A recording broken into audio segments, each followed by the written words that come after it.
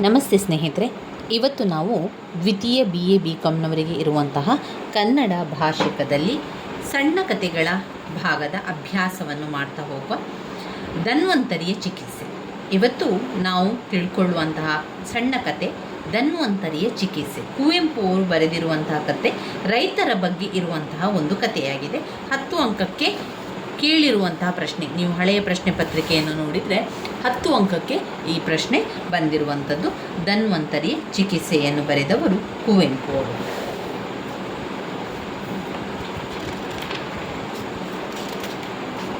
ಈ ಒಂದು ಸಣ್ಣ ಕತೆ ಆದರೂ ಕೂಡ ತುಂಬಾ ಪುಟದಷ್ಟು ಕಥೆಯನ್ನು ಕೊಟ್ಟಿದ್ದಾರೆ.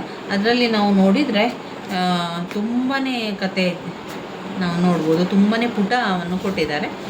ಇದರಲ್ಲಿ ನಾವು ವಿಶ್ಲೇಷಣೆ, ಕಥೆಯಲ್ಲಿ ಯಾವೆಲ್ಲ ವಿಚಾರ ಇದೆ ಎನ್ನುವಂಥದ್ದನ್ನು ನೋಡ್ತಾ ಹೋಗುವ. ಅದಕ್ಕಿಂತ ಮೊದಲು ಅದರಲ್ಲಿ ಅವರು ಕೊಟ್ಟಿರುವಂಥ ಸಾರಾಂಶವನ್ನೊಮ್ಮೆ ನೋಡುವ. ಆವಾಗ ನಿಮಗೊಂದು ಸ್ವಲ್ಪ ಅದರಲ್ಲಿ ಅರ್ಥ ಆಗ್ತದೆ.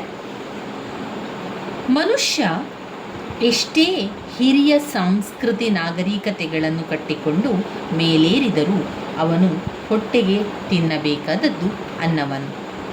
ಅದನ್ನು ಬೆಳೆಯುವವರು ಯಾರು? ಅದನ್ನು ಬೆಳೆಯುವವರು ಮಾತ್ರ ರೈತರು. ಇಂದು ಭಾರತ ದೇಶ ಜಾಗತೀಕರಣದ ಹೆಸರಿನಲ್ಲಿ ಅಂತಾರಾಷ್ಟ್ರೀಯ ಒಪ್ಪಂದಗಳನ್ನು ಮಾಡಿಕೊಂಡು ಆರ್ಥಿಕ ಉದಾರೀಕರಣ, ಉದಾರ ಬಂಡವಾಳ ನೀತಿ, ಮಾಲ್ ಸಂಸ್ಕೃತಿ, ಚಿಲ್ಲರೆ ಸಗಟು ವ್ಯಾಪಾರದಲ್ಲಿ ವಿದೇಶಿಯರು ಸಹ ಭಾಗಿತ್ವವನ್ನು ಸೃಷ್ಟಿಸುತ್ತದೆ. ಅಂತಾರಾಷ್ಟ್ರೀಯ ಒತ್ತಡಗಳ ಕಾರಣ ರಾಜಕೀಯ ಧುರೀಣರು ಮಾಡುವ ಎಲ್ಲ ಆರ್ಥಿಕ ನೀತಿಗಳ ಹೊಡೆತ ನೇರವಾಗಿ ಬೀಳುವುದು ಹಳ್ಳಿಯಲ್ಲಿ ದುಡಿಯುವ ರೈತನ ಮೇಲೆ, ಸಾಮಾನ್ಯ ಮನುಷ್ಯನ ಮೇಲೆ. ಇಂತಹ ಸಮಸ್ಯೆಯ ಸುಳಿಯನ್ನು ಕುವೆಂಪು ಅವರು ತಮ್ಮ ಈ ಒಂದು ಕಥೆಯಲ್ಲಿ ಚಿಂತಿಸಿದ್ದಾರೆ. ಈ ಒಂದು ಕತೆ, ಸಣ್ಣ ಕತೆ, ಧನ್ವಂತರಿಯ ಚಿಕಿತ್ಸೆ ಎನ್ನುವಂತಹ ಕತೆ ರೈತನ ಬಗ್ಗೆ ಇರುವಂತಹ ಕತೆ. ರೈತ ಯಾವ ರೀತಿ ಕಷ್ಟಪಡ್ತಾನೆ, ಅವನು ಯಾವ ರೀತಿ ಆ ಭಾರವನ್ನು ಹೊತ್ತುಕೊಂಡಿದ್ದ, ಅದರಿಂದಾಗಿ ಅವನು ಎಷ್ಟು ಚಿತ್ರಹಿಂಸೆಯನ್ನು ಅನುಭವಿಸ್ತಾ ಇದ್ದ ಎನ್ನುವಂಥದ್ದು ಸಂಪೂರ್ಣವಾಗಿ ಈ ಕಥೆಯಲ್ಲಿ ನೋಡ್ತಾ ಹೋಗುವ.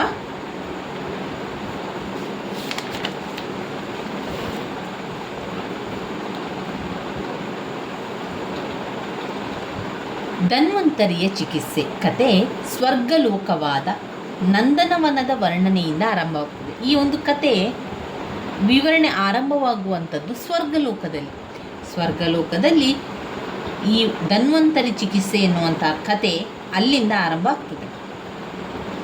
ಋಷಿ ವಿಶ್ವಾಮಿತ್ರನು ಸ್ವರ್ಗಲೋಕವಾದ ನಂದನವನದ ಒಂದು ಮೂಲೆಯಲ್ಲಿ ಕಲ್ಪವೃಕ್ಷದಿಂದ ಸ್ವಲ್ಪ ದೂರದಲ್ಲಿದ್ದ ಅನಾಮಧೇಯವಾದ ಮರವೊಂದರ ನೆರಳಿನಲ್ಲಿ ಶತಪಥ ಮಾಡುತ್ತಿರುತ್ತಾನೆ.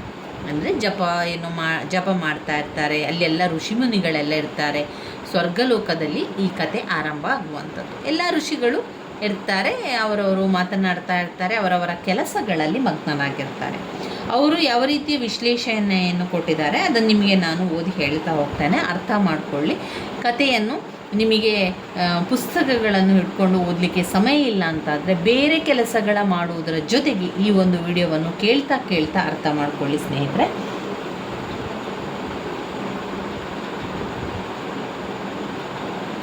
ಇಂದ್ರಿಯಗಳನ್ನು ಅಧೀನದಲ್ಲಿಟ್ಟನಾದರೂ ಕೂಡ ಬಯಸಿದೊಡನೆ ಬಯಕೆಗಳನ್ನೆಲ್ಲ ನೀಡುವಂತಹ ಮರದ ನೆರಳಿನಲ್ಲಿರುವುದು ಅಪಾಯಕರವೆಂದು ತಿಳಿದಿದ್ದ ವಿಶ್ವಾಮಿತ್ರ ಮನಸ್ಸಿನಲ್ಲಿ ಮಿಂಚುವ ಭಾವಚಿಂತಾಪೇಕ್ಷೆಗಳನ್ನೆಲ್ಲ ಒಳ್ಳೆಯದು, ಕೆಟ್ಟದ್ದು, ಅನುಕೂಲವಾದದ್ದು, ಪ್ರತಿಕೂಲವಾದದ್ದು ಎಲ್ಲ ವಾಸ್ತವವಾಗಿ ಬಿಡುವುದೆಂದರೆ ಗತಿಯೇನು ಎಂದು ಚಿಂತಿಸ್ತಾ ಇದ್ದ. ಮರದ ಕೆಳಗೆ ಇದ್ದ ಅವನು ಎಲ್ಲ ಯೋಚನೆಯನ್ನು ಮಾಡ್ತಾ ಇದ್ದ. ರಾಜಶ್ರೀ ಪಟ್ಟದಿಂದ ಬ್ರಹ್ಮರ್ಷಿ, ರಾಜಶ್ರೀ ಆಗುವಂಥದ್ದು ಮೊದಲು, ಮತ್ತೆ ಬ್ರಹ್ಮರ್ಷಿ ಆಗುವಂಥದ್ದು. ಪಟ್ಟಕ್ಕೆ ಏರಿದ್ದರೂ ವಿಶ್ವಾಮಿತ್ರನು ತನ್ನ ಚಿತ್ತ ಯಾವಾಗಲೂ ಸ್ವಸ್ಥವಾಗಿರುತ್ತದೆ ಎಂದು ತಿಳಿದಿರಲಿಲ್ಲ. ಅಂದು ವಿಶ್ವಾಮಿತ್ರನು ಗಂಭೀರವಾಗಿ ಚಿಂತಾಮಗ್ನನಾಗಿದ್ದನು. ಹಾಗೂ ಒಂದು ಸ್ವಲ್ಪ ಅಂದರೆ ಒಂದು ಉದ್ವಿಗ್ನರಾಗಿದ್ದರೂ ಕೂಡ, ಒಂದು ರೀತಿಯ ಭಯ ಅಂತ ಹೇಳ್ಬೋದು, ಅಥವಾ ಒಂದು ರೀತಿಯ ಉದ್ವಿಗ್ನ ಅಂತ.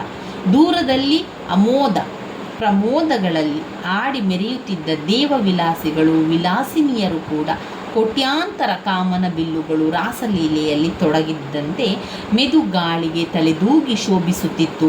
ಕಂಪಿಡುವುದು ಹೂವು ತುಂಬಿದ್ದ ತರುಲತೆಗಳ ಮಧ್ಯೆ ರಂಬೆ, ಊರ್ವಶಿ, ತಿಲೋತ್ತಮೆ, ಇದು ಸ್ವರ್ಗಲೋಕದಲ್ಲಿ ಆರಂಭವಾಗುವಂಥ ಕಥೆ. ಅದರಿಂದ ಅಲ್ಲಿನ ದೇವಕನ್ಯರು ಅವರನ್ನೆಲ್ಲ ಇಲ್ಲಿ ಅವರು ಹೇಳ್ತಾ ಇರುವಂಥದ್ದು.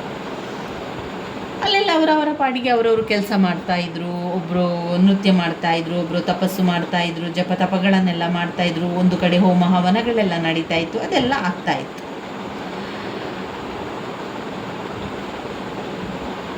ಇನ್ನು ತನ್ನ ತಪಸ್ಸಿನ ಭಂಗಕ್ಕೆ ಕಾರಣಳಾದ ಮೇನಕೆಯನ್ನು ನೋಡಿ ವಿಶ್ವಾಮಿತ್ರನಿಗೆ ಮಹಾರೋಷ ಉಂಟಾಯಿತು.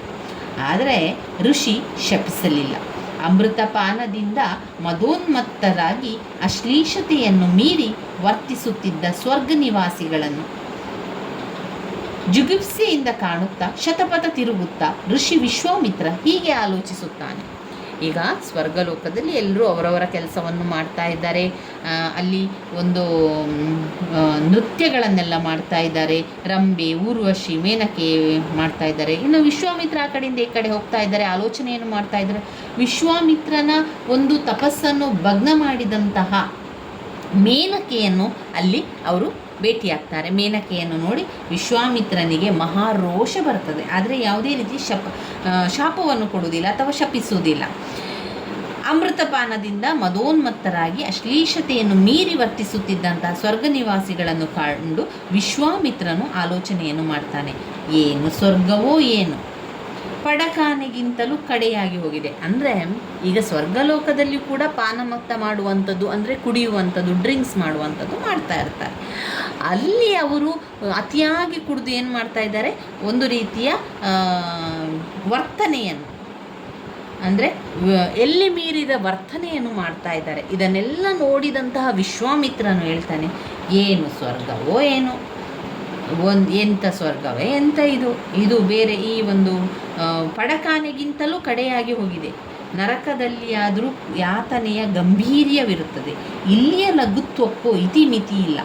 ತಿಂದುಂಡು ಮೆರೆಯುವುದು, ತಪಸ್ಸುಗಳನ್ನು ಕೆಡಿಸುವುದು, ದಾನವರೊಡನೆ ಕಾದು ಸೋತೋಡಿ ತ್ರಿಮೂರ್ತಿಗಳನ್ನು ಮರೆ ಹೋಗುವುದು, ಈ ಮಹತ್ ಕಾರ್ಯಗಳಲ್ಲಿಯೇ ಇವರ ಬಾಳೆಲ್ಲ ಪರ್ಯವಸಾನವಾಗುತ್ತದೆ. ಅದೂ ಕೂಡ ಇಲ್ಲ. ಚಿರಂಜೀವಿಗಳಿಗೆ ಪರ್ಯವಸಾನ ಎಲ್ಲಿಂದ ಬಂತು? ಈಗ ವಿಶ್ವಾಮಿತ್ರ ತನ್ನಷ್ಟಕ್ಕೆ ತಾನು ಹೇಳ್ಕೊಳ್ತಾ ಇದ್ದಾನೆ, ಏನಿದು ಸ್ವರ್ಗವೋ ಏನೋ ಇದು, ಪಡಕಾನೆಗಿಂತಲೂ ಕೂಡ ಕಡೆಯಾಗಿ ಹೋಗಿದೆ. ಪಾನಮತ್ತ ಮಾಡಿ ಬೇಕಾದ ರೀತಿ ಇರುವಂಥದ್ದು, ನೃತ್ಯ ಮಾಡುವಂಥದ್ದು, ಇನ್ನು ಅತಿರೇಕವಾಗಿ ಹೋಗುವಂಥದ್ದು, ಋಷಿಗಳ ಒಂದು ತಪಸ್ಸನ್ನು ಭಗ್ನ ಮಾಡುವಂಥದ್ದು. ಯಾಕಂದರೆ ಅವ್ರು ಹೇಳುವಂಥದ್ದು ಏನು ಅಂದರೆ, ವಿಶ್ವಾಮಿತ್ರನ ತಪಸ್ಸನ್ನು ಮೇನಕೆ ಭಗ್ನ ಮಾಡಿರ್ತಾಳಲ್ಲ, ಅದನ್ನು ಅವರಿಗೆ ಹೇಳ್ತಾರೆ.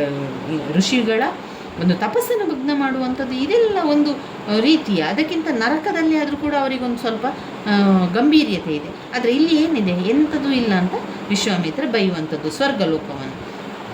ಈ ದನಿಯನ್ನು ಕೇಳಿ ವಿಶ್ವಾಮಿತ್ರ ಸಿಡಿಲೆರಗಿದಂತೆ ಬೆಚ್ಚಿ ಬಿದ್ದು ಬಾಯಿ ತೆರೆದು ನಡುಗಿ ನಿಂತು ಮತ್ತೆ ಅದೇ ನರಳುವ ದನಿ ಎಂದು ಸಿಡುಸುಯಿದನು. ಅಲ್ಲಿ ಅವನು ಯೋಚನೆ ಮಾಡ್ತಾ ಇರ್ತಾನೆ ವಿಶ್ವಾಮಿತ್ರ, ಇದೇಂತ ಸ್ವರ್ಗವ ಅಂತ, ಇದಕ್ಕಿಂತ ನರಕ ಆದರೂ ಆಗ್ಬೋದು, ಒಂದು ಸ್ವಲ್ಪ ಗಂಭೀರ್ಯ ಉಂಟು. ಇವರಿಗೆಲ್ಲ ಗಂಭೀರ್ಯವಿಲ್ಲ. ನೃತ್ಯ ಮಾಡುವುದು, ವಸ್ತುವನ್ನು ಉಪಯೋಗಿಸುವಂಥದ್ದು, ಅಂದರೆ ಮದ್ಯಪಾನ ಮಾಡುವಂಥದ್ದು, ಇದೆಲ್ಲ ಮಾಡಿ ಮೈಮರಿತಾ ಇದ್ದಾರೆ ಅಂತ ಹೇಳ್ತಾ ಯೋಚನೆ ಮಾಡ್ತಾ ಇರುವಂತಾಗ, ಹೀಗೆ ಯೋಚಿಸಿ ಕನಿಕರದಿಂದ ಕಿರುನಗೆ ನಗುತ್ತಿದ್ದಾಗ ಆ ದೇವಾಪ್ಸರೆಯವರ ನೃತ್ಯವನ್ನು ಮೀರಿ, ಅಮರಗಾನದ ಘೋಷವನ್ನು ಮೀರಿ, ಸುದೀರ್ಘವಾದ ಅತಿ ಕ್ಲೇಶಯುತವಾದ ಎದೆಯುರಿಯುವಂತಹ ನರಳುವ ಧ್ವನಿ ಒಂದು ನಂದನದ ನೆಲವನ್ನೇ ಬಿರುದು ಮೂಡಿಸ್ತೋ ಎಂಬಂತೆ ಕೇಳಿ ಬಂತು. ಅಷ್ಟು ಯೋಚನೆ ಮಾಡ್ತಾ ಇರುವಾಗ ವಿಶ್ವಾಮಿತ್ರನಿಗೆ ಒಂದು ಸ್ವರ ಕೇಳ್ತದೆ. ಏನು? ನರಳುವ ಸ್ವರ, ಯಾತನೆ ಪಡುವಂತಹ ಸ್ವರ, ನರಕದ ಸ್ವರ ಅವರಿಗೆ ಕೇಳ್ತದೆ. ಅಮ್ಮ ಆಹಾ ಅಂತ ಒಂದು ರೀತಿಯ ನೆರಕುವಂತಹ ಸ್ವರ ಅವರಿಗೆ ವಿಶ್ವಾಮಿತ್ರರಿಗೆ ಕೇಳಿಬಿಡ್ತದೆ. ಅದು ಒಂದು ರೀತಿಯ ಬೆಚ್ಚಿ ಬೀಳಿಸುವ ಸ್ವರದ ರೀತಿಯಲ್ಲಿ ವಿಶ್ವಾಮಿತ್ರನಿಗೆ ಅದು ಕೇಳುವಂಥದ್ದು. ಆ ನರಳುವ ಧ್ವನಿ ಮಜಾ ಮಾಡುತ್ತಿದ್ದ ದೇವತೆಗಳಿಗೆ ಒಂದಿನಿತೂ ಕೇಳಿಸದಿದ್ದರು. ಅವರಿಗೆ ಯಾರಿಗೂ ಕೂಡ ಕೇಳಿಸಲಿಲ್ಲ, ಆದರೆ ವಿಶ್ವಾಮಿತ್ರನಿಗೆ ಕೇಳಿಸಿತು. ವಿಶ್ವಾಮಿತ್ರನನ್ನು ಮಾತ್ರ ಬಹುದಿನಗಳಿಂದ ಹಿಂಬಾಲಿಸುತ್ತಿತ್ತು. ಎಲ್ಲಿರಲಿ, ಎಷ್ಟು ಹೊತ್ತಿಗಿರಲಿ, ಏನೇ ಮಾಡುತ್ತಿರಲಿ, ಅದು ಹಠಾತ್ತಾಗಿ ಕಿವಿಗೆ ಬಂದು ಆ ಅಮ್ಮ ಅಂತ, ಅಯ್ಯೋ ಅಂತ ಕೂಗುವಂಥ ಸ್ವರ ವಿಶ್ವಾಮಿತ್ರನಿಗೆ ಸ್ವಲ್ಪ ಮೊದಲೇ ದಿವಸದಿಂದಲೇ ಕೇಳ್ತಾ ಇತ್ತು. ಸ್ವಲ್ಪನೇ ಕೇಳ್ತಾ ಇತ್ತು. ಎಲ್ಲಿಯೇ ಇರಲಿ, ಯಾವ ಜಾಗದಲ್ಲೇ ಇರಲಿ, ಎಷ್ಟು ಹೊತ್ತಿಗಾಗಿ ಇರಲಿ, ಏನೇ ಮಾಡಲಿ, ಆಗ ಹಠಾತ್ತಾಗಿ ಆ ಕಿವಿಗೆ ಆ ಒಂದು ಸ್ವರವನ್ನು ಕೇಳ್ತಾ ಇತ್ತು. ನರಳುವಂತಹ ಸ್ವರ ಕೇಳ್ತಾ ಇತ್ತು. ಕೈಲಾಸಕ್ಕೆ ಹೋಗಿದ್ದಾಗ, ವೈಕುಂಠದಲ್ಲಿ, ಸತ್ಯಲೋಕದಲ್ಲಿ, ನರಕಕ್ಕೆ ಸಂಚಾರಾರ್ಥವಾಗಿ ಹೋಗಿದ್ದಾಗ, ನರಕದ ಗೋಳಾಟವನ್ನು ಮೀರಿ ಆ ರಹಸ್ಯವಾದ ನಿರ್ದಿಷ್ಟವಾದ ಆರ್ತನಾದ ಋಷಿ ಮುನಿಗೆ ಕೇಳುತ್ತಲೇ ಇತ್ತು. ವಿಶ್ವಾಮಿತ್ರನು ಅದರ ಮೂಲವನ್ನು ಅರಿಯಲು ಪ್ರಯತ್ನ ಮಾಡಿದ್ದರೂ ಅದು ಫಲಕಾರಿಯಾಗಿರಲಿಲ್ಲ. ಎಲ್ಲಿಂದ ಬರ್ತದೆ ಸ್ವರ, ಹೇಗೆ ಬರ್ತದೆ ಸ್ವರ ಎನ್ನುವಂಥದ್ದು ತನಿಖೆಯನ್ನು ಮಾಡಿದ್ರೂ ಕೂಡ ಅದು ಪ್ರಯೋಜನ ಆಗಲಿಲ್ಲ. ವೈಕುಂಠದಲ್ಲಿ ವಸಿಷ್ಠರನ್ನು ವಿಚಾರಿಸಿದಾಗ ಅವರೂ ತಮಗೆ ಈ ನರಳು ನಮಗೆ ಆ ನರಳುವಂಥದ್ದು ಕೇಳಿಸುತ್ತಿಲ್ಲವೆಂದು ಅದು ವಿಶ್ವಾಮಿತ್ರನ ಮನೋಭ್ರಾಂತಿ ಎಂದಿರಬೇಕು ಅಂತ ಹೇಳ್ತಾರೆ. ಈಗ ವಿಶ್ವಾಮಿತ್ರ ಎಲ್ಲರಲ್ಲೂ ಕೇಳ್ತಾರೆ, ಎಲ್ಲ ಋಷಿಮುನಿಗಳಲ್ಲಿ ಕೇಳ್ತಾರೆ, ನಿಮಗೇನಾದರೂ ಸ್ವರ ಕೇಳ್ತಾ ಇದೆಯಾ, ಒಂದು ನರಳುವಂಥ ಸ್ವರ ನಿಮಗೆ ಕೇಳ್ತಾ ಇದೆಯಾ ಅಂತ ಪ್ರತಿಯೊಬ್ಬರಲ್ಲಿ ಕೇಳ್ತಾ ಹೋಗ್ತಾರೆ. ಅಂತಹ ಸಂದರ್ಭದಲ್ಲಿ ವೈಕುಂಠದಲ್ಲಿ ವಸಿಷ್ಠರನ್ನು ಹೋಗಿ ವಿಶ್ವಾಮಿತ್ರನು ವಿಚಾರಿಸಿದಾಗ ನಮಗೆ ಯಾವುದೂ ನರಳುವ ಧ್ವನಿಗಳು ಕೇಳುತ್ತಿಲ್ಲ, ಅದು ವಿಶ್ವಾಮಿತ್ರನ ಒಂದು ಮನೋಭ್ರಾಂತಿ ಇರಬೇಕು ಅಂತ ಹೇಳ್ತಾರೆ. ಅದರ ಪರಿಹಾರಾರ್ಥವಾಗಿ ಯಜ್ಞ ಮಾಡು, ಪೂಜೆ ಮಾಡು, ಇದು ಮನೋರೋಗ ವಾಸಿಯಾಗುತ್ತದೆ ಎನ್ನುವಂಥ ಅರ್ಥದಲ್ಲಿ ಹೇಳ್ತಾರೆ. ವಿಶ್ವಾಮಿತ್ರನಿಗೆ ಹಳೆಯ ಕಂದಾಚಾರದಲ್ಲಿ ನಂಬಿಕೆ ಇಲ್ಲದೆ ವಸಿಷ್ಠರ ಗೊಡ್ಡು ಬುದ್ಧಿವಾದಕ್ಕೆ ಶರಣಾಗದೆ ಹೋಗ್ತಾರೆ. ಈ ನರಳುವಿಕೆಯನ್ನು ಕುರಿತು ಆಲೋಚಿಸುತ್ತಿದ್ದಾಗ ವಿಶ್ವಾಮಿತ್ರನೆಡೆಗೆ ಅದೇ ಸಮಸ್ಯೆ ಕುರಿತು ಆಲೋಚಿಸುತ್ತಾ ಪರಶುರಾಮ ಬಂದನು. ಪರಶುರಾಮನಿಗೂ ಕೂಡ ಅದೇ ಸಮಸ್ಯೆಯಾಗಿತ್ತು. ಪರಶುರಾಮನಿಗೂ ಕೂಡ ಅದೇ ಸ್ವರಗಳು ಕೇಳುತ್ತಿತ್ತು. ಅಂಥ ಸಂದರ್ಭದಲ್ಲಿ ಪರಶುರಾಮನು ಅದೇ ದಾರಿಯಾಗಿ ಬರ್ತಾರೆ. ವಿಶ್ವಾಮಿತ್ರನಿಗಾದ ಅನುಭವಗಳೇ ತನಗೂ ಆದುದೆಂದು ತಿಳಿಸಿ ಪರಶುರಾಮನು ಈ ಸಮಸ್ಯೆಯನ್ನು ಶೋಧನೆಗಾಗಿಯೇ ತ್ರಿಭುವನ ಸಂಚಾರಕ್ಕೆ ಹೊರಟಿರುವುದಾಗಿ ತಿಳಿಸಿದರು. ಅವರು ಮಾತನಾಡುತ್ತಿರುವಾಗಲೇ ಮತ್ತೆ ಆ ನೆತ್ತರು ಹೆಪ್ಪುಗಟ್ಟುವಂತೆ ಕೇಳಿಸಿತು. ಯಾವನಾದರೊಬ್ಬನನ್ನು ಮುಳ್ಳಿನ ಹಾಸಿಗೆಯ ಮೇಲೆ ಅಂಗಾತ ಮಲಗಿಸಿ ಗೆದೆಯ ಮೇಲೆ ಹೆಬ್ಬಂಡೆಯನ್ನು ಬಹುಕಾಲದವರೆಗೆ ಹೇರಿ ಋಣಭಾರ ಸುತ್ತಿಗೆಯಿಂದ ಬೀಸಿ ಹೊಡೆದರೆ ಅವನು ಹೇಗೆ ನರಳುತ್ತಾನೋ ಹಾಗಿತ್ತು ಆ ಒಂದು ನರಳಾಟ. ಆ ಬೀಭತ್ಸಕರವಾದಂತಹ ನರಳುವಂತಹ ಸ್ವರ. ಋಷಿಗಳಿಬ್ಬರು ಈ ನರಳನ್ನು ಕೇಳಿ ದಿಗ್ಭ್ರಾಂತರಾಗಿ ಗಡಗಡನೆ ನಡುಗುತ್ತಾ ನಿಂತರು. ಹೀಗೆ ಅವರಿಬ್ಬರೂ ನಿಂತಿರುವಾಗ ಲೋಕಾಭಿರಾಮನಾಗಿ ಪರಿಕೀರ್ತನೆ ಮಾಡುತ್ತಾ ಆ ಮಾರ್ಗವಾಗಿ ವೈಕುಂಠದ ಕಡೆಗೆ ಹೋಗುತ್ತಿದ್ದ ನಾರದನು ಬಂದನು. ಋಷಿಗಳಿಬ್ಬರೇ ಆ ನರಳುವಿಕೆಯನ್ನು ಕುರಿತು ನಾರದನನ್ನು ಕೇಳಿದರು. ನಾರದನ ಮುಖದಲ್ಲಿ ಕಿರುನಗೆ, ಕಣ್ಣುಗಳಲ್ಲಿ ನೀರು ಸುರಿದವು. ಅಪರಸ್ಪರ ವಿರುದ್ಧ ಭಾವವನ್ನು ಕಂಡು ಪರಶುರಾಮ ವಿಶ್ವಾಮಿತ್ರರಿಬ್ಬರು ಬೆರಗಾದರು. ನಾರದನು ಆ ನರಳುವ ಧ್ವನಿ ಬಹು ಕಾಲದಿಂದಲೂ ನನಗೂ ಕೇಳಿಸುತ್ತಿದೆ, ಕೇಳಿದಾಗಲೆಲ್ಲ ನನ್ನೆದೆ ನಡುಗುತ್ತದೆ, ಜೀವ ಹಿಂಡಿದ ಅನುಭವವಾಗುತ್ತದೆ. ಅದಕ್ಕೆ ಕಾರಣ ನನಗೂ ಸರಿಯಾಗಿ ಗೊತ್ತಿಲ್ಲ, ಅದು ಬರುವುದಂತೂ ಭೂಲೋಕದಿಂದ ಎಂಬುದು ಚೆನ್ನಾಗಿ ಗೊತ್ತು ಎಂದು ತಿಳಿಸಿ ನಾರದ ಗಾನಗೈಯುತ್ತಾ ಹೊರಟು ಹೋಗುತ್ತಾನೆ. ಈ ರೀತಿಯಾಗಿ ಇವಿಷ್ಟು ಕಥೆಗಳು ನಡೆಯುತ್ತದೆ. ಅಂದರೆ ಮೊದಲಿಗೆ ವಿಶ್ವಾಮಿತ್ರನಿಗೆ ಒಂದು ನರಳುವ ಧ್ವನಿ ಕೇಳ್ತದೆ. ಅದ ನಂತರದಲ್ಲಿ ಎಲ್ಲಿಂದ ಈ ಧ್ವನಿ ಬರುತ್ತದೆ ಎಂದು ನೋಡಿದಾಗ ಯಾರನ್ನು ಕೇಳಿದರೂ ಕೂಡ ಗೊತ್ತಿಲ್ಲ ಎನ್ನುವ ಉತ್ತರ ಬರ್ತದೆ. ಇನ್ನು ವೈಕುಂಠದಲ್ಲಿನ ವಸಿಷ್ಠರನ್ನು ಕೂಡ ವಿಚಾರಿಸಿದಾಗ ಇಲ್ಲ, ನಮಗೆ ಕೇಳಿಸುತ್ತಿಲ್ಲ, ನಿನಗೇನೋ ಮನೋಭ್ರಾಂತಿ ಇರಬೇಕು, ಯಜ್ಞ ಯಾಗಾದಿಗಳನ್ನು ಮಾಡು, ಪೂಜೆಗಳನ್ನು ಮಾಡು ಅಂತ ಹೇಳಿ ಕಳಿಸ್ತಾರೆ. ಈ ರೀತಿ ವಿಶ್ವಾಮಿತ್ರನಿಗೆ ಒಂದು ಹಳೆಯ ಕಂದಾಚಾರದಲ್ಲಿ ನಂಬಿಕೆ ಇಲ್ಲದೆ ವಸಿಷ್ಠರ ಆ ಒಂದು ಬುದ್ಧಿವಾದಕ್ಕೆ ಶರಣಾಗದೆ ಹೋಗ್ತಾರೆ. ನಂತರ ಈ ರೀತಿ ಯೋಚಿಸುತ್ತಿದ್ದಾಗ ವಿಶ್ವಾಮಿತ್ರನೆಡೆಗೆ ಅದೇ ಸಮಸ್ಯೆಯನ್ನು ಕುರಿತು ಆಲೋಚಿಸುತ್ತಾ ಪರಶುರಾಮ ಬರ್ತಾರೆ. ಪರಶುರಾಮ ಹೇಳುವಂಥದ್ದು ಹೌದು, ನನಗೂ ಆ ಧ್ವನಿ ಕೇಳ್ತಾ ಇತ್ತು ಎನ್ನುವಂಥದ್ದು. ಅದಾದ ನಂತರ ನಾರದ ಮುನಿಯಲ್ಲಿ ಕೇಳಿದಾಗ ಕೂಡ ಅವರು ಕೂಡ ಹೇಳ್ತಾರೆ, ಆ ನರಳುವಿಕೆ ನನಗೂ ಕೇಳಿಸುತ್ತಿದೆ. ನರಳುವ ಧ್ವನಿ ನಾರದನ ಮುಖದಲ್ಲಿ ಕಿರುನಗೆ, ಕಣ್ಣಲ್ಲಿ ನೀರು ಸುರಿದವು. ಆ ಪರಸ್ಪರರ ವಿರುದ್ಧ ಭಾವವನ್ನು ಕಂಡು ಪರಶುರಾಮ ವಿಶ್ವಾಮಿತ್ರರಿಬ್ಬರು ಬೆಕ್ಕಸ ಬೆರಗಾದರು. ನಾರದನು, ಆ ನರಳುವ ಧ್ವನಿ ಬಹು ಕಾಲದಿಂದಲೂ ನನಗೆ ಕೇಳಿಸುತ್ತಿದೆ. ಕೇಳಿದಾಗಲೆಲ್ಲ ನನ್ನೆದೆ ನಡುಗುತ್ತದೆ, ಜೀವ ಹಿಂಡಿದಂತಾಗುತ್ತದೆ. ಅದಕ್ಕೆ ಕಾರಣ ನನಗೂ ಸರಿಯಾಗಿ ಗೊತ್ತಿಲ್ಲ ಎನ್ನುವ ಮಾತುಗಳನ್ನು ನಾರದ ಮಹರ್ಷಿಯು ಯಾರಿಗೆ ಹೇಳುವಂಥದ್ದು? ವಿಶ್ವಾಮಿತ್ರನಿಗೆ ಹೇಳುವಂಥದ್ದು. ಇನ್ನೇನಾಯಿತು? ಇಷ್ಟೆಲ್ಲ ಆಯಿತು, ಇದು ಭೂಲೋಕದಿಂದ ಬರ್ತದೆ ಅಂತ ಹೇಳಿ ನಾರದನಲ್ಲಿ ಹೇಳಿ ಆಯಿತು. ಬ್ರಹ್ಮರ್ಷಿಗಳಿಬ್ಬರೂ ನರವೇಷವನ್ನು ಧರಿಸಿ ಆ ನರಳುವಿಕೆ ಎಲ್ಲಿಂದ ಬರುತ್ತಿದೆ ಎಂದು ತಿಳಿಯಲು ಭೂಲೋಕದ ಕಡೆಗೆ ವೇಗವಾಗಿ ಸಾಗಿ ಬರುತ್ತಾರೆ. ಭೂಲೋಕವನ್ನು ಸಮೀಪಿಸುತ್ತಿದ್ದಂತೆ ವಿಶ್ವಾಮಿತ್ರ ಪರಶುರಾಮರಿಬ್ಬರು ಆಶ್ಚರ್ಯದಿಂದ ದಂಗು ಬಡಿದು ಹೋದರು. ಹಿಂದೆ ಅವರಿದ್ದ ಕಾಲದ ಭೂಮಿಗೂ ಈಗಿನ ಕಾಲದ ಭೂಮಿಗೂ ಗುರುತಿಸಲು ಸಾಧ್ಯವಾಗದಷ್ಟು ವ್ಯತ್ಯಾಸ ಕಂಡುಬಂದಿತು. ನಾಗರಿಕತೆ ಮತ್ತು ಸಂಸ್ಕೃತಿಗಳೊಡನೆ ಅವುಗಳನ್ನು ಕ್ಷಣ ಮಾತ್ರದಲ್ಲಿ ಬೇಕಾದರೂ ಹಾಳು ಮಾಡಿಬಿಡುವ ಅನಾಗರಿಕತೆ, ಅಸಂಸ್ಕೃತಿಗಳು ಕಂಡುಬಂದವು. ಜೀವವನ್ನು ಸಂರಕ್ಷಿಸುವ ವೈದ್ಯ ವಿದ್ಯೆಯೊಡನೆ ರೋಗಕಾರಿಗಳಾದ ದುಷ್ಟ ಪದ್ಧತಿಗಳು, ಸಿರಿಯೊಡನೆ ಬಡತನವು, ರೈಲು, ಮೋಟಾರ್, ವಿಮಾನ, ಅಲೆಯಂಚೆ, ವಿದ್ಯುಚ್ಛಕ್ತಿ, ಬಂದೂಕು, ಬಾಂಬು, ಕಾಗದ, ಈ ರೀತಿಯಾಗಿ ಅನೇಕ ಕಾಣುತ್ತಾ ಹೊಗಳುತ್ತಾ ವಿಮರ್ಶಿಸುತ್ತಾ ನವೀನ ನರವೇಷದಿಂದ ದೊಡ್ಡ ನಗರವೊಂದಕ್ಕೆ ಬಂದಿಳಿಯುತ್ತಾರೆ. ಈ ದೊಡ್ಡ ನಗರದ ಯಂತ್ರವಾಹನಗಳ ಸಂಚಾರ, ಮನುಷ್ಯರ ಓಡಾಟ, ವ್ಯಾಪಾರದ ಗಲಿಬಿಲಿ,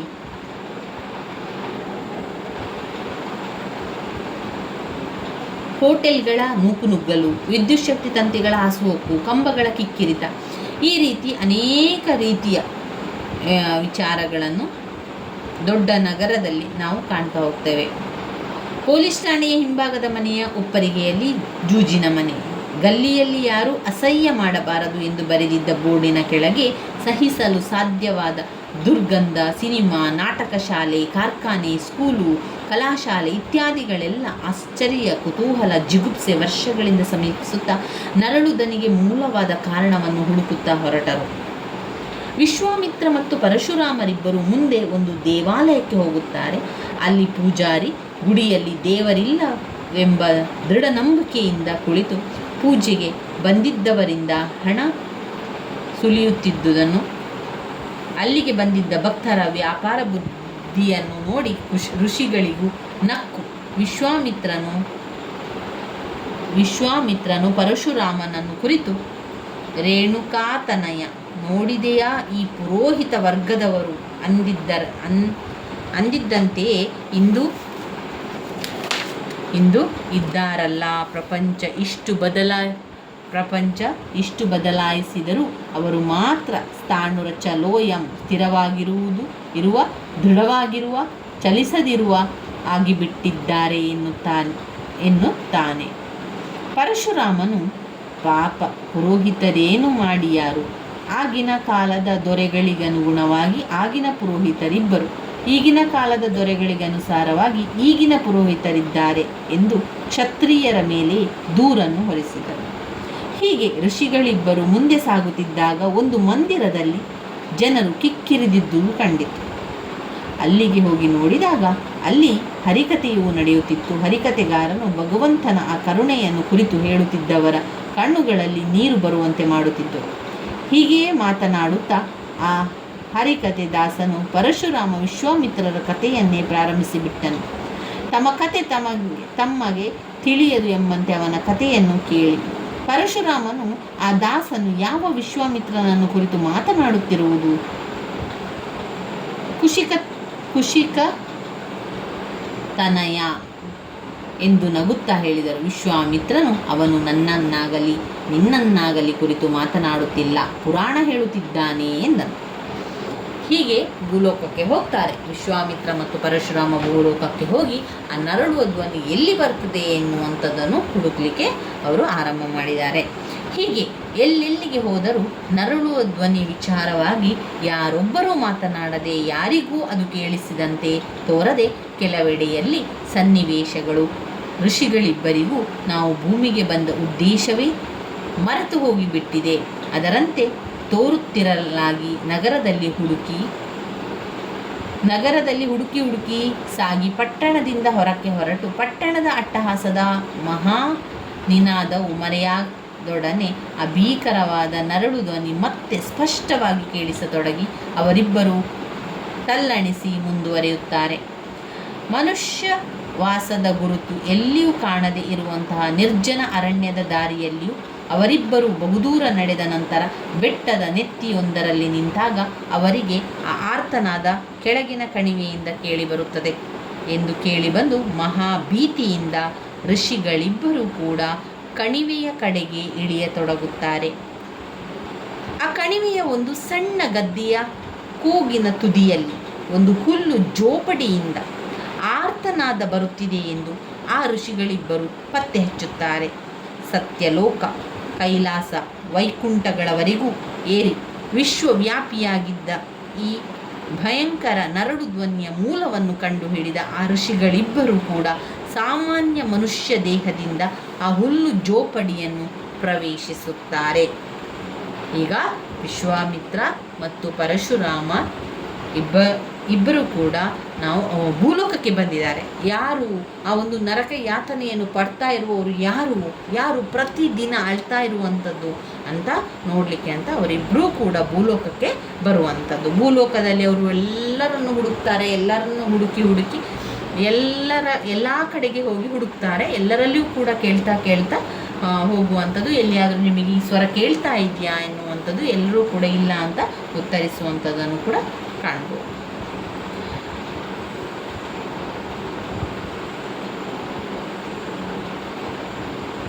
ಗುಡಿಸಲಿನ ಹೊರಗಡೆ ಮನುಷ್ಯರಾರೂ ಕಾಣಿಸಲಿಲ್ಲ. ಬೂದಿಗಡ್ಡೆಯಲ್ಲಿ ಮಲಗಿದ್ದ ಒಂದು ಬಡಕಲ ನಾಯಿ ಮಾತ್ರ ಒಂದೆರಡು ಸೊಲ್ಲು ಕೂಗಿ ದಣಿದು ತಟಸ್ಥವಾಯಿತು.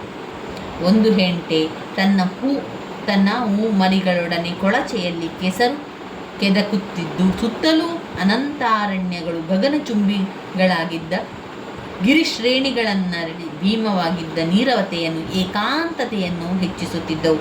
ಬಿಸಿಲು ಬೆಂಕಿ ಮಳೆಗರೆಯುತ್ತಿದ್ದು ಈ ನೀರವತೆಯಲ್ಲಿ ಒಳಗಿನಿಂದ ಕೇಳಿ ಬರುತ್ತಿದ್ದ ನರಳು ಭೀಷ್ಮವಾಗಿತ್ತು. ಇಂತಹ ಪರಿಸರದಲ್ಲಿದ್ದ ಆ ಗುಡಿಸಲಿನ ಒಳಗಿನ ಪರಿಸರ ಇನ್ನೂ ಅನಾರೋಗ್ಯಕರವಾಗಿತ್ತು. ಗುಡಿಸಲಿನ ಒಳಗಡೆ ಮಬ್ಬುಗತ್ತಲೆ ಕವಿದಿದ್ದು ಸರ್ವತ್ರವೂ ಹೊಗೆ ಹಿಡಿದು ಕರಿಬಲೆ ನೇತು ಬಿದ್ದು ಕರ್ರಗಾಗಿತ್ತು. ಆದರೆ ಅಲ್ಲಿರುವಂತಹ ಹಾರೆ, ಗುದ್ದಲಿ, ಹೆಡಕೆ, ಕುಕ್ಕೆ, ಮಡಕೆ, ನೇಗಿಲು, ಕತ್ತಿ ಇತ್ಯಾದಿ ಬೇಸಾಯದ ಉಪಕರಣಗಳು ಅಸ್ತವ್ಯಸ್ತವಾಗಿ ಚಿದುರಿ ಬಿದ್ದಿದ್ದವು. ನಿರ್ಜೀವವಾದ ಕಸಕಡ್ಡಿಗಳು, ಸಜೀವವಾದ ನೊಣಗಳು ಸ್ವರಾಜ್ಯ ಸಂಪಾದನೆ ಮಾಡಿದ್ದವು. ಮಧ್ಯೆ ಹಾಸಿದ್ದ ಕಂಬಳಿಯ ಮೇಲೆ ಕೊಳೆ ಹಿಡಿದ ಸೊಂಟದ ಪಂಚೆಯ ವಿನ ಸಂಪೂರ್ಣವಾಗಿ ನಗ್ನವಾಗಿದ್ದ ರೈತನೊಬ್ಬನು ಅಂಗಾತನೆ ಮಲಗಿ ಎದೆಯನ್ನು ಎರಡು ಕೈಗಳಿಂದಲೂ ಒತ್ತಿಕೊಳ್ಳುತ್ತಾ ಘೋರವಾಗಿ ನರಳುತ್ತಿದ್ದನು. ಆ ನರಕ ಯಾತನೆಗೆ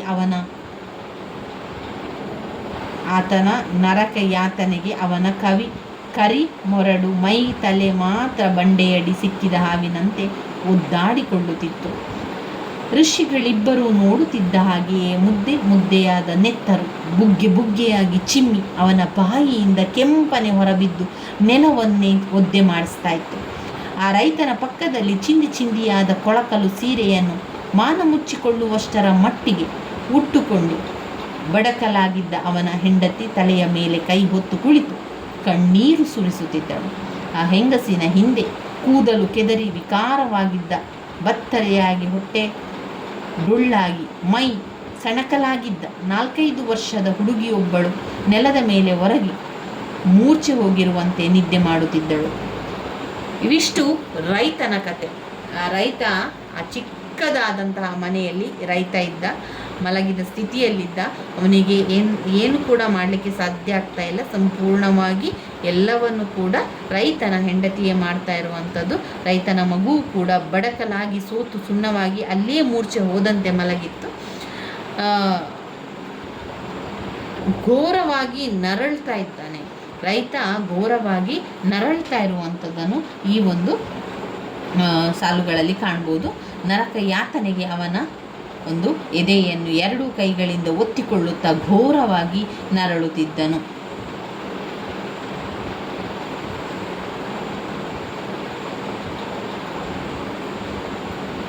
ಇನ್ನು ಇಂತಹ ಪರಿಸ್ಥಿತಿಯನ್ನು ನೋಡಿ ಋಷಿಗಳಿಬ್ಬರಿಗೂ ಕೂಡ ಕಣ್ಣೀರು ಬರುತ್ತದೆ.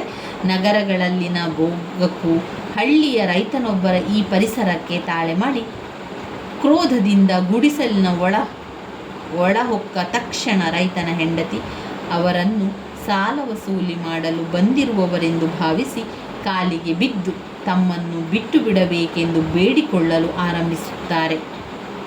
ನಾವು ಕಂದಾಯಕ್ಕೆ ಬಂದ ಸರಕಾರಿ ಅಧಿಕಾರಿಗಳಲ್ಲ, ಪಠಾಣರು ಅಲ್ಲ, ಸಾಹುಕಾರರೇ ಅಂತ ಸಾಹುಕಾರ ವಸೂಲಿ ಸಾಬರನೂ ಅಲ್ಲ, ಪರದೇಶದ ಪ್ರಯಾಣಿಕರು ಎಂದು ಪರಿಚಯಿಸಿಕೊಳ್ಳುತ್ತಾರೆ. ನಿನ್ನ ಗಂಡನಿಗೆ ಏನು ಕಾಯಿಲೆ ಎಂದು ಪ್ರಶ್ನಿಸಿದಾಗ ತನ್ನ ಗಂಡನಿಗೆ ಕಾಯಿಲೆ ಏನೆಂದು ತಿಳಿಯದೆಂದು ಬಹಳ ಕಾಲದಿಂದ ಇರುವ ಆ ಕಾಯಿಲೆ ಗುಣವಾಗುವಂತೆ ಕಾಣುವುದಿಲ್ಲ, ಒಮ್ಮೆ ಕಡಿಮೆಯಾದರೆ ಮಗದೊಮ್ಮೆ ಹೆಚ್ಚಾಗುತ್ತದೆ ಎಂದು ತಿಳಿಸುತ್ತಾಳೆ. ಎದೆಯ ಮೇಲೆ ಯಾರೋ ಕೂತಂತೆ ಆಗಿ ಭಾರ ಹೆಚ್ಚಾಗುತ್ತದೆ. ಕೀಲುಗಳಲ್ಲಿ ಕಬ್ಬಿಣ ಹಾಕಿ ಕೊಯ್ದಂತೆ ನೋವು ಪ್ರಾರಂಭವಾಗುತ್ತದೆ. ಆಗಾಗ್ಗೆ ಹೆಂಟೆಯಾಗಿ ರಕ್ತ ಕಾರುತ್ತಾರೆ. ಜೋಶರಾಯಿತು. ಆಮೇಲೆ ಹೆಂಡತಿ ಹೇಳ್ತಾಳೆ ರೈತನ ಬಗ್ಗೆ, ಅನೇಕ ಜೋಶರಾಯಿತು, ದೇವರಾಯಿತು, ಸ್ವಾಮಿ ಭಗವಂತನು ನಮ್ಮ ಕೈ ಬಿಟ್ಟಿದ್ದಾನೆಂದು ತಿಳಿಸಿ ಅಳಲಾರಂಭಿಸಿದಳು. ಋಷಿಗಳಿಬ್ಬರೂ ರೈತನ ಹೆಂಡತಿಗೆ ಸಮಾಧಾನ ಹೇಳಿ ರೋಗಿಯನ್ನು ಪರೀಕ್ಷಿಸಲಾಗಿ ದೇಹದ ಎಲ್ಲ ಅಂಗಗಳನ್ನು ಪರೀಕ್ಷಿಸಿದರು. ಎಲ್ಲೂ ಕಿಂಚಿತ್ ರೋಗದ ಸುಳಿವು ದೊರೆಯದೆ ಹೋಗುತ್ತದೆ. ಬ್ರಹ್ಮವಿದ್ಯೆಗಿಂತಲೂ ಅತಿ ರಹಸ್ಯವಾಗಿದ್ದ ರೈತನ ಕಾಯಿಲೆಯನ್ನು ನೋಡಿ ಋಷಿಗಳು ಕಂಗಾಲಾಗುತ್ತಾರೆ. ಋಷಿಗಳಿಬ್ಬರೂ ಸಾಮಾನ್ಯ ವೇಷದ ಮನುಷ್ಯರಾಗಿ ಹತ್ತಿರದ ಸರಕಾರಿಯ ಡಾಕ್ಟರ್ ಕರೆತರಲು ಹೋಗ್ತಾರೆ. ಹತ್ತಿರ ಇರುವಂಥ ಡಾಕ್ಟರನ್ನು ಕರೆದುಕೊಂಡು ಬರುವ ಅಂತ ಹೊರಡುತ್ತಾರೆ.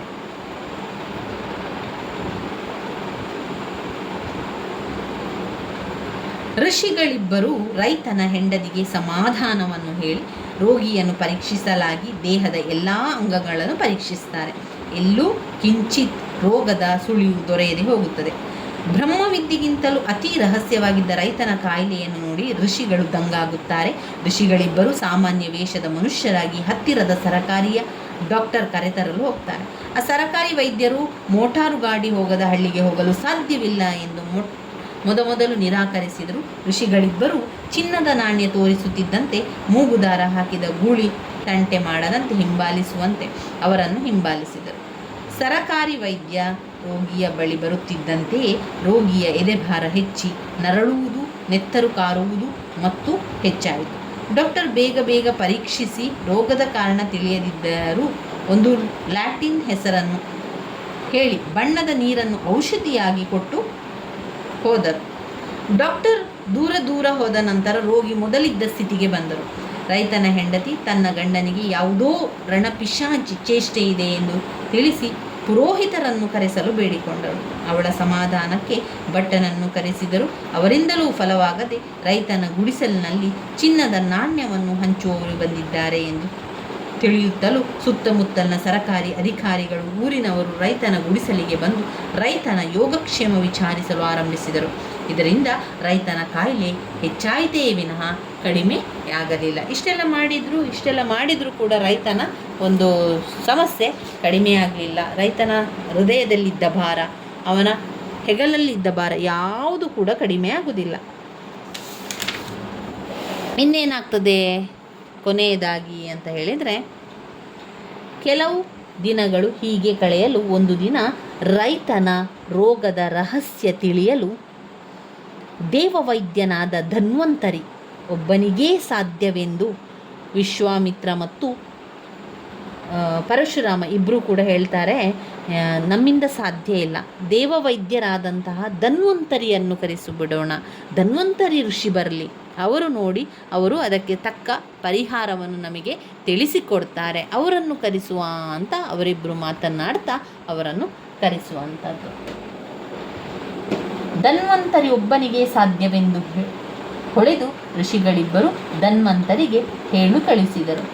ಧನ್ವಂತರಿ ಶೀಘ್ರವಾಗಿ ಮನುಷ್ಯ ವೇಷ ಧರಿಸಿ ಅಲ್ಲಿಗೆ ಬಂದನು.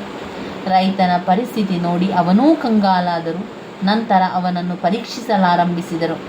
ಬಹಳ ಕಾಲ ಪರೀಕ್ಷೆಯ ನಂತರ ಧನ್ವಂತರಿ ಋಷಿಗಳಿಬ್ಬರ ಕಡೆ ವ್ಯಂಗ್ಯವಾಗಿ ನೋಡಿದನು. ಅವರ ನಿರಾಶೆಯ ನೋಟ ನೋಡಿ ರೈತನ ಹೆಂಡತಿ ನೀರವವಾಗಿ ಅಳಲಾರಂಭಿಸಿದರು. ರೈತನ ಹೆಂಡತಿಯ ದೃಷ್ಟಿಗೆ ಧನ್ವಂತರಿ ನೀರವವಾಗಿ ನೋಡುತ್ತಿರುವಂತೆ ತೋರಿ ಬಂದರೂ ಅವರು ತಮ್ಮಲ್ಲಿ ಮಾತನಾಡಿಕೊಳ್ಳುತ್ತಿದ್ದರು. ಧನ್ವಂತರಿ, ಅದು ದೈಹಿಕ ರೋಗವಲ್ಲ. ವಿಶ್ವಾಮಿತ್ರ ಅದಕ್ಕೆ ಕೇಳ್ತಾನೆ, ಅಂದರೆ ಆತ್ಮದ ರೋಗವೇ ಎನ್ನಲು ಧನ್ವಂತರಿ ಹೇಳ್ತಾನೆ, ದೇಹದ ರೋಗವಾಗಿದ್ದರೆ ದೇಹದಲ್ಲಿರಬೇಕಿತ್ತು. ಆದರೆ ನಾನು ಚೆನ್ನಾಗಿ ಪರೀಕ್ಷಿಸಿದ್ದೇನೆ ಅಲ್ಲ, ಎಲ್ಲಿಯೂ ಇಲ್ಲ. ಆತ್ಮದ್ದಾಗಿದ್ದರೆ ಪರರೂಪದಿಂದ ತೋರಬೇಕಾಗಿತ್ತು.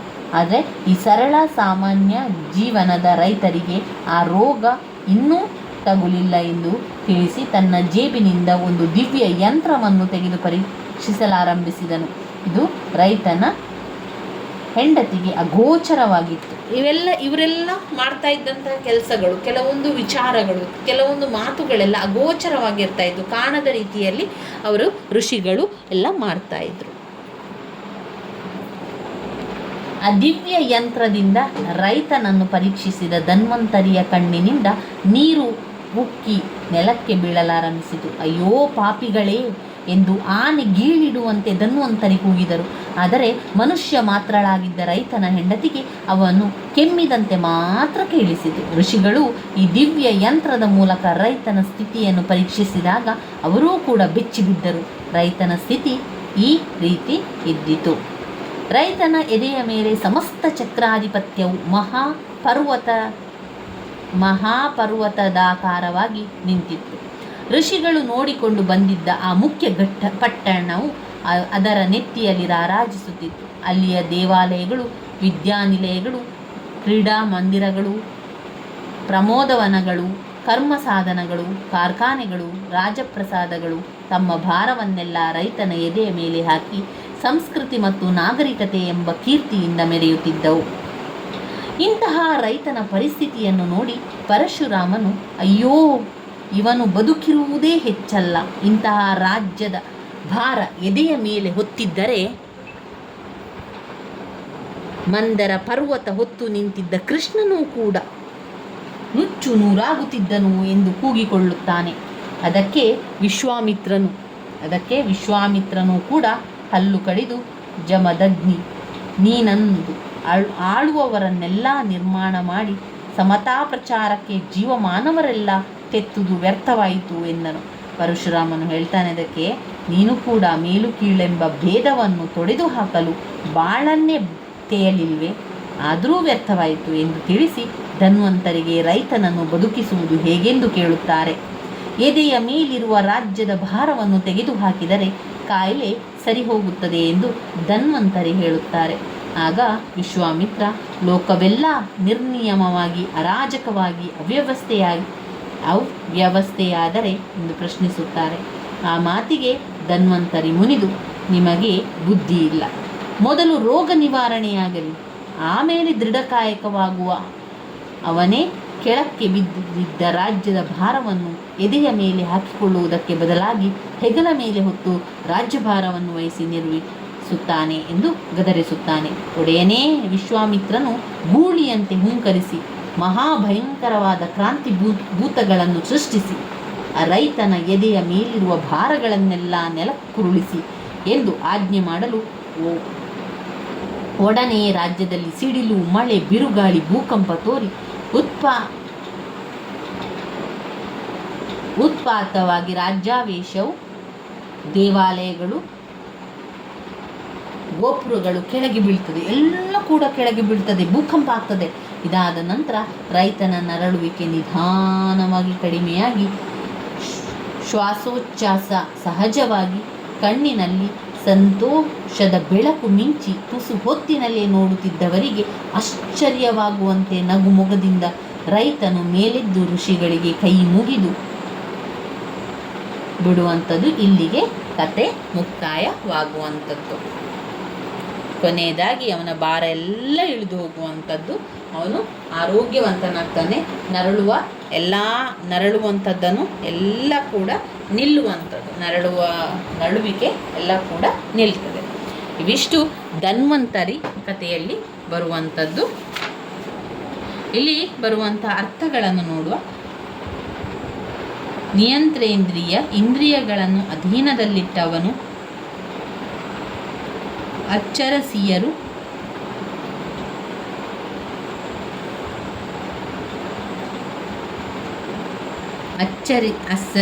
ಅಚ್ಚರಿಸಿಯರು, ನಿರ್ಮಲ ಮನಸ್ಸಿನ ಅರಸಿಯರು. ಲಘುತ್ವ ಅಂದರೆ ಸಣ್ಣತನ, ಲಘುತ್ವ ಎನ್ನುವಂಥದ್ದು, ಪಡಕಾನೆ ಎನ್ನುವಂಥದ್ದು ಪ್ರಶ್ನೆಗಳಲ್ಲಿ ಬಂದಿದೆ. ಈ ಅರ್ಥ ನೆನಪಲ್ಲಿ ಇಟ್ಕೊಳ್ಳಿ. ಪಡಕಾನೆ ಅಂದರೆ ಸರಾಯಿ ಅಂಗಡಿ, ಪಡಕಾನೆ ಸರಾಯಿ ಅಂಗಡಿ. ಲಘುತ್ವ ಅಂದರೆ ಸಣ್ಣತನ. ಶ್ರೀಭುವನ, ಮೂರು ಲೋಕಗಳು. ನಿರ್ನಿಯಮ, ನಿಯಮ ಇಲ್ಲದಿರುವಿಕೆ.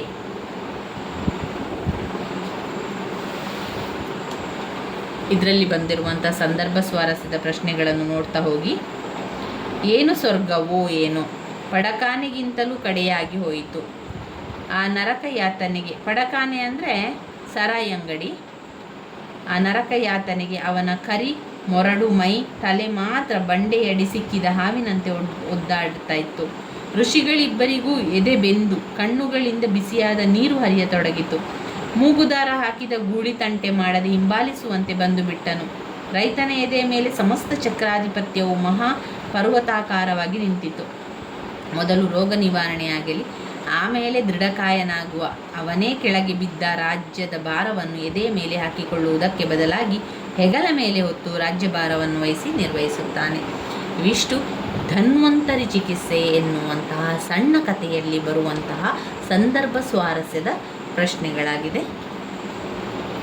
ಮುಂದಿನ ವಿಡಿಯೋದಲ್ಲಿ ನಾವು ಮನುವಿನ ರಾಣಿ, ಕೊಡಗಿನ ಗೌರಮ್ಮ ಬರೆದಿರುವಂತಹ ಮನುವಿನ ರಾಣಿ ಸಣ್ಣ ಕಥೆಯನ್ನು ತಿಳ್ಕೊಳ್ಳುವ ಸ್ನೇಹಿತರೆ. ಇವಿಷ್ಟನ್ನು ನೋಡಿ ಧನ್ವಂತರಿ ಚಿಕಿತ್ಸೆ ಇನ್ನಷ್ಟು ವಿಚಾರಗಳಿದೆ. ಇಲ್ಲಿ ನಾವು ಸ್ವಲ್ಪದಾಗಿ ಅದರ ವಿಶ್ಲೇಷಣೆಯನ್ನು ನೋಡಿಕೊಂಡಿದ್ದೇವೆ.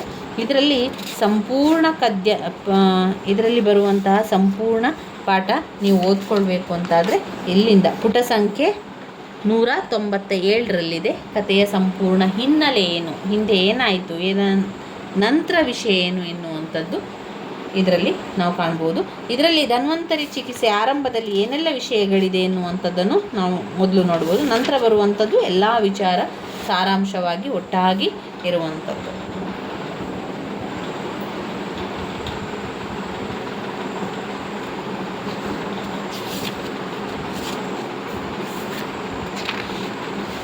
ನನ್ನ ವೀಡಿಯೋಸ್ ಎಲ್ಲ ನಿಮಗೆ ಇಷ್ಟ ಆಗಿದ್ದರೆ ಲೈಕ್ ಕೊಡಿ, ಶೇರ್ ಮಾಡಿ, ಸಬ್ಸ್ಕ್ರೈಬ್ ಮಾಡಲಿಕ್ಕೆ ಮರಿಬೇಡಿ ಸ್ನೇಹಿತರೆ. ಧನ್ಯವಾದಗಳು.